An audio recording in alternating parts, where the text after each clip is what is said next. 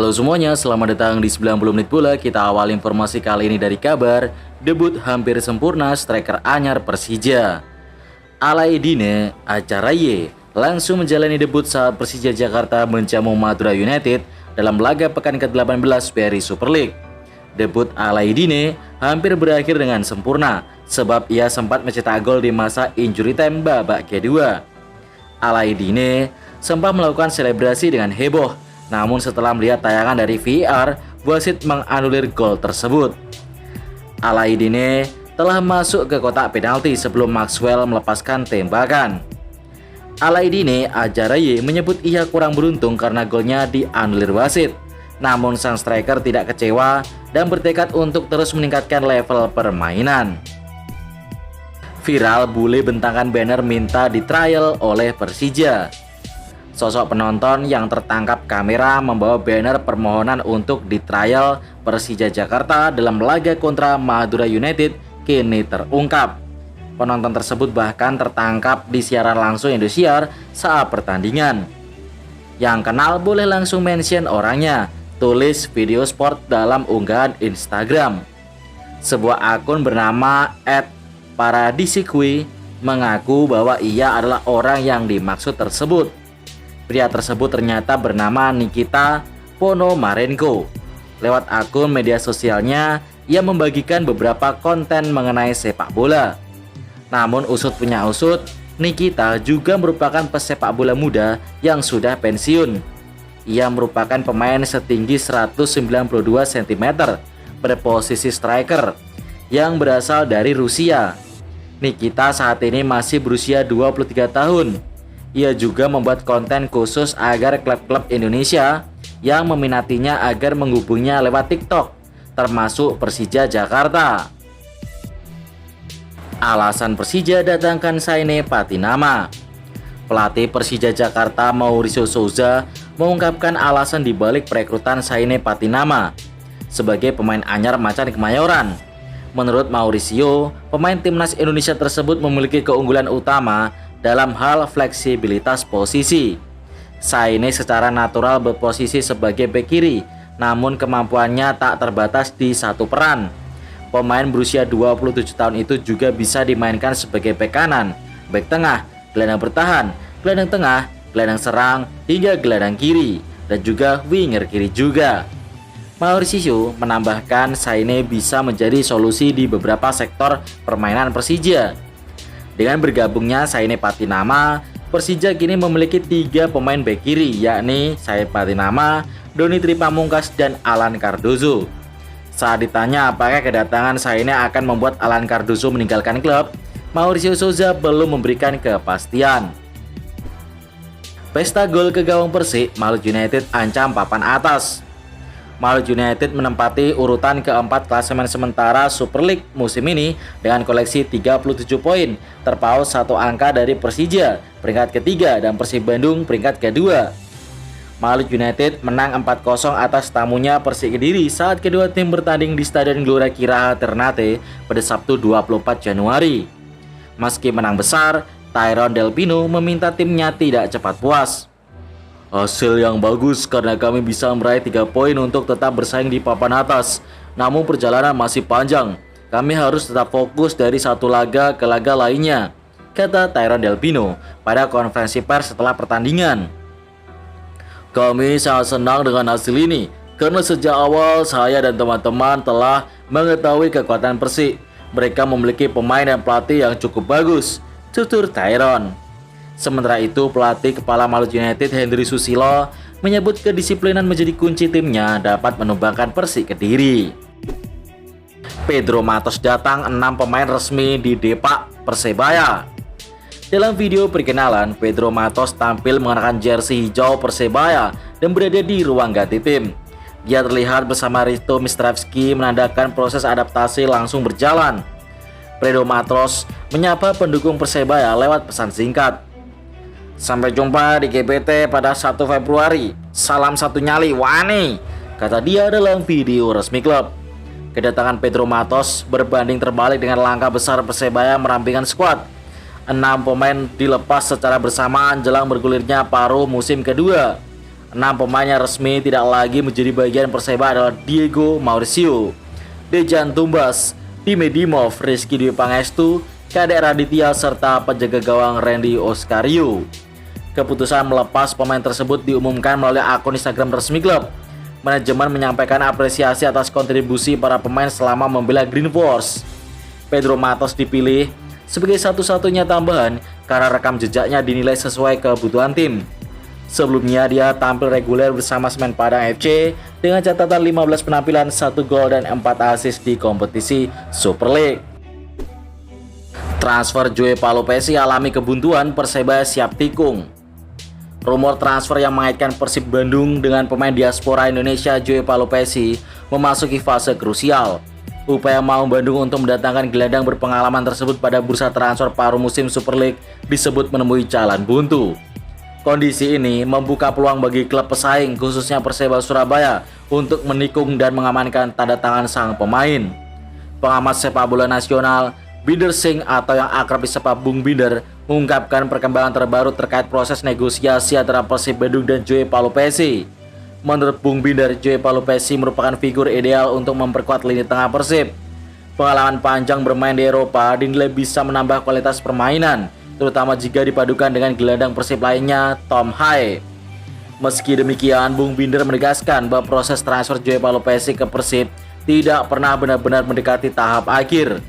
Dan kini rumor mengatakan Perseba Surabaya dan Dewa United mulai mendekati Joey Palopesi untuk negosiasi. Imbangi Bali United 3-3, pelatih Semen Padang ngaku harusnya menang. Pelatih Semen Padang FC Dejan Antonik mensyukuri hasil imbang saat bertandang ke markas Bali United FC pada pekan ke-18 Super League. Dalam laga tersebut, kedua tim harus puas berbagi poin usai bermain seri 3-3. Dejan Antonik menyebut misi Semen Padang datang ke Bali memang untuk mencuri poin dan hasil tersebut berhasil diwujudkan meski belum maksimal. Kebau Sirah juga mengukir catatan apik, yakni jadi tim pertama yang mampu mencetak 3 gol ke gawang Serdadu Tridatu musim ini. Meski demikian, Dejan menilai Semen Padang harusnya mampu menangkan pertandingan. Ia menyoroti kepemimpinan wasit setelah 2 gol timnya dianulir dalam pertandingan tersebut. Jangan lupa ada 2 gol kami yang dianulir wasit. Lucu, skor akhirnya 3-3, tapi saya pikir kami bisa menang, kata Dejan Antonik. Arema FC ingin pinjam Ramon Tanque dari Persib. Arema FC masih berniat untuk menambah kekuatan di lini depannya di putaran kedua Super League. Salah satu nama penyerang yang diinginkan adalah Ramon Tanque dari Persib Bandung. Rumor ketertarikan Arema FC kepada Ramon Tanque diketahui dari unggahan Instagram @transfernews_FC.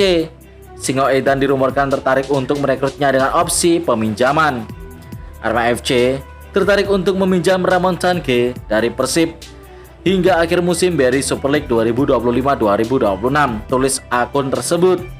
Di Super League, Ramon Tanque sudah mencetak 3 gol dari 15 pertandingan yang dimainkannya. Namun Ramon Tanque bukanlah pilihan utama Bojan Hoda sebagai penyerang tengah Persib. Sang pelatih lebih memilih Andre Jung sebagai ujung tombak yang sudah mengoleksi 4 gol di Super League. Arema FC resmi datangkan Joel Vinicius dari Borneo FC. Penyerang asal Brazil milik Borneo FC, Joel Vinicius, resmi akan bergabung dengan Arema FC di putaran kedua BRI Super League dengan status permanen. Kabar ini sangat mengejutkan apalagi Borneo FC musim ini masih berpeluang memperebutkan status juara. Bersama Borneo FC, Joel Vinicius telah mencetak 7 gol dan 18 pertandingan peserta etam. Kabar ini pertama kali disampaikan oleh akun gosip seputar perpindahan pemain atau transfer, yakni Gospel melalui Instagramnya. Terungkap ini alasan PSSI pilih Kelme ketimbang Erspo dan Adidas. PSSI dan PT Garuda Sepak Bola Indonesia atau GSI secara resmi mengumumkan bahwa Kelme terpilih sebagai aparel baru untuk Timnas Indonesia pada Jumat 23 Januari. Dalam proses tender, Kelme berhasil mengguli 6 pesaing lainnya yang juga ikut serta dalam pencarian sponsor aparel untuk Timnas. Pada konferensi pers yang diadakan di Tribata Dharma Wangsa Jumat kemarin, terungkap bahwa kerjasama antara PSSI dan Kelme akan berlangsung selama 4 tahun hingga tahun 2030. Dalam proses ini, Kelme mampu mengalahkan merek-merek ternama seperti Adidas serta Erspo yang kembali mengajukan diri untuk menjadi sponsor aparel Timnas. Kelme dipilih karena tidak hanya mendukung timnas Indonesia saja, melainkan seluruh piramida sepak bola di naungan PSSI, termasuk timnas futsal juga. Brajamusti minta maaf ke bonek, kuota supporter tamu tak dibuka. Kelompok supporter PSM Yogyakarta Brajamusti menyampaikan permohonan maaf kepada pendukung Perseba Surabaya, bonek, karena tidak dapat menyediakan kuota supporter tim tamu pada laga PSM kontra Persebaya di Stadion Sultan Agung Bantul pada Minggu 25 Januari.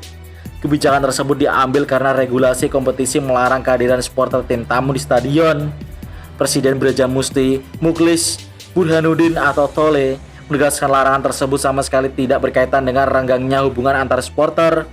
Ia menekankan keputusan itu murni karena aturan yang wajib dipatuhi oleh panitia pelaksana pertandingan dan aparat keamanan. Tole mengungkapkan, Brajamusti telah berulang kali melakukan koordinasi demi membuka ruang silaturahmi antara pendukung PSM dan Persebaya. Tercatat setidaknya 3 kali pertemuan digelar termasuk bersama Polresta Jogja. Namun demikian, masih banyak bonek mania datang ke Jogja. Dari informasi media sosial, banyak bonek yang dipulangkan oleh aparat terkait setelah tiba di Jogja. Unggul jumlah pemain, Persela Lamongan tunduk di tangan PSIS. Laga PSIS versus Persela pada pekan ke-17 Championship 2025-2026 di Stadion Jatidiri Semarang berakhir dengan skor 1-0 untuk kemenangan tim tuan rumah. Hasil laga ini membuat pelatih Persela Bima Sakti tidak bisa menyembunyikan kekecewaannya. Ini menjadi kekalahan pertama Laskar Jonggo Tinggir, julukan Persela, sejak ditangani Bima Sakti dari 4 pertandingan yang sudah dijalani. Persela sebenarnya berpeluang besar membawa poin penuh karena unggul jumlah pemain sejak 30 menit. Setelah gelandang PSIS Semarang, Safna Delpi mendapatkan kartu kuning kedua yang selanjutnya diganjar kartu merah. Namun keunggulan jumlah pemain tidak dimanfaatkan Persela dengan baik sehingga harus berakhir dengan kekalahan. Selanjutnya kita ke hasil BRI Super League dan klasemen sementara. Perseba Surabaya berhasil mengalahkan tuan rumah PSM Yogyakarta dengan skor telak 0-3. Rahmat Irianto mencetak gol indah di laga ini. Dan juga pemain baru Persebaya langsung nyetel ya. Berikutnya Persib Bandung berhasil mengalahkan PSPS Piak dengan skor tipis 1-0 saja. PSPS Piak mengawali babak kedua dengan bermain dengan 10 orang. Hasil ini membuat Persib Bandung masih berada di puncak klasemen sementara, diikuti Borneo FC dan juga Persija Jakarta. Malang United ada di nomor 4, Persita nomor 5, dan Persebaya berhasil menggeser PSIM. Persebaya ada di nomor 6. Beralih ke zona papan bawah nih, Arema FC ada di nomor 10, diikuti oleh Dewa United 12, PSM Makassar 13, Persik Kediri 14, Madura United, dan 15 ada PSPS Biak. Di zona degradasi ada Jepara, Padang, dan juga Persis Solo.